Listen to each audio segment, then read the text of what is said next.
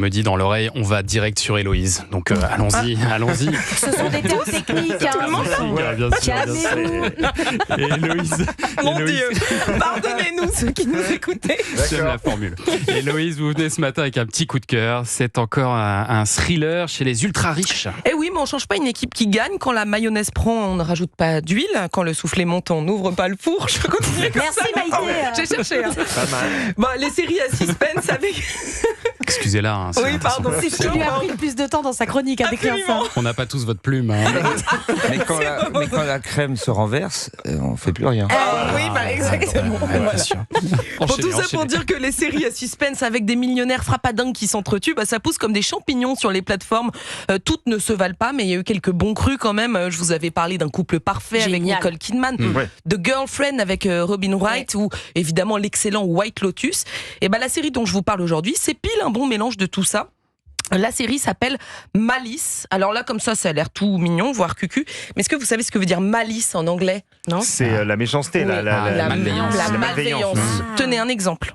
When Thomas Eel asked the tricky question, the malice was perfectly hidden behind his beautiful smile. Quand Thomas Hill pose une question délicate, la malveillance est parfaitement cachée derrière son beau sourire. C'est juste un exemple. Hein, on n'est pas. Okay. Bref, tout ça pour vous dire. Tout ça pour vous dire qu'il n'y a rien de mignon dans la série Malice portée par l'irrésistible David Duchovny, qu'on connaît pour X-Files et Californication. Ouais. Il a 65 ans, mais n'a absolument rien perdu de son charme, de son sex appeal, de ses abdos. Ah oui, il les fait pas. Ouais. non. Non, mais revenons à la série Oui. quand même, Héloïse Goua. Qu'est-ce qu'elle raconte cette série? Alors la série s'ouvre en Grèce, dans la somptueuse villa d'un couple londonien qui n'est pas dans le besoin, hein, même leurs toilettes ont vue sur la mer. Ça m'a marqué. Je trouve ça très, très C'est commode. C'est un plus.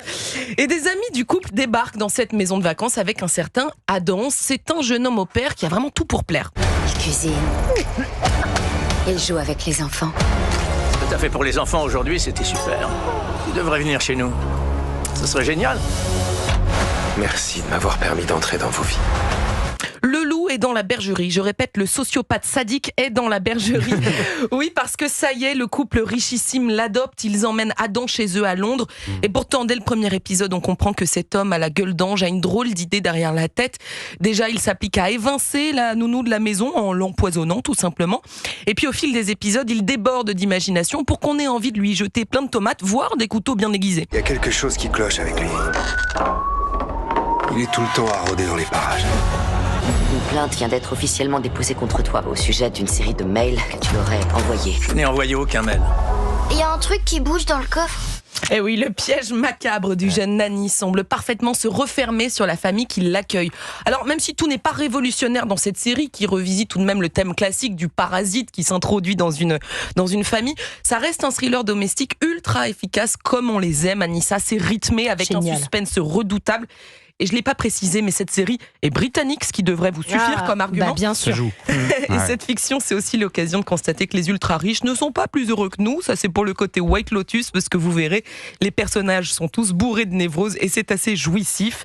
Il y a que 6 épisodes et vraiment, je vous mets au défi de ne pas les avaler d'une traite. Moi, j'ai pas réussi. Je me suis couché très tard. Malice, c'est une mini-série à retrouver donc sur Prime Video, plateforme d'Amazon. Merci Héloïse Goua.